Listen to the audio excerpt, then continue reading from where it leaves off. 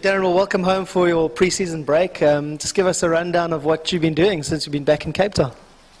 I've been visiting my family, of course. My parents live in Cape Town, so I've been staying with them. And I've been visiting my friends, of course, going out a lot into the cities, doing the things we miss, like going to the shopping mall. We don't have a Century City or Canal Walk in Belgium, so it's nice to get out and about. And I've just been enjoying the weather most of all. It's been good weather since I've been back.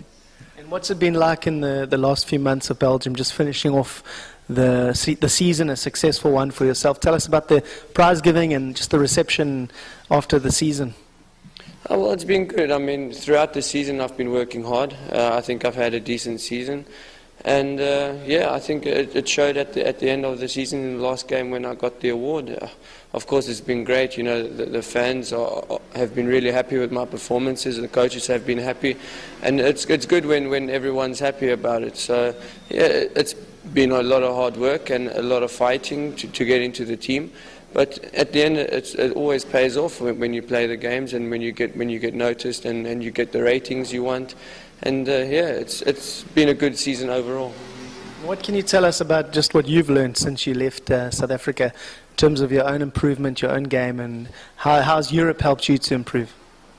Well, the players in Europe are physically bigger and stronger. I mean, they're not as technically gifted as South Africans, but the tactical awareness is very good. So it's been a bit of change. I've had to deal with of course the crosses coming in Belgium. It's a lot more than in South Africa.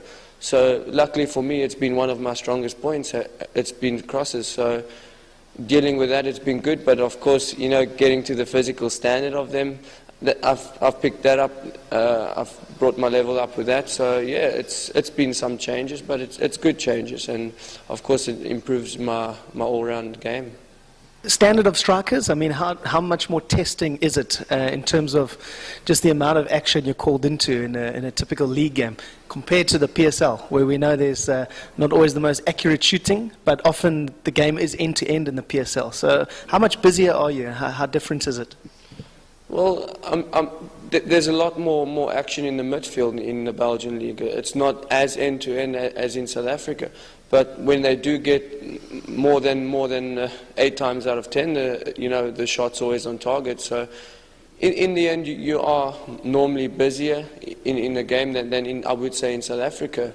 Of course, every day it's training on shooting and hitting the target and things like that, and it's important for the strikers, and it's good for me because it gives me some work to do in the games, and it's something I enjoy. Actually, I enjoy making saves. I enjoy doing some work, getting a lot of work, and it's most of the time the shots are on target. So it's not much different, but it's more enjoyable. And just in terms of the Champions League final tomorrow night, will you be watching with your old teammates, friends, and who are you tipping for the win? I'm not sure if I'll be watching.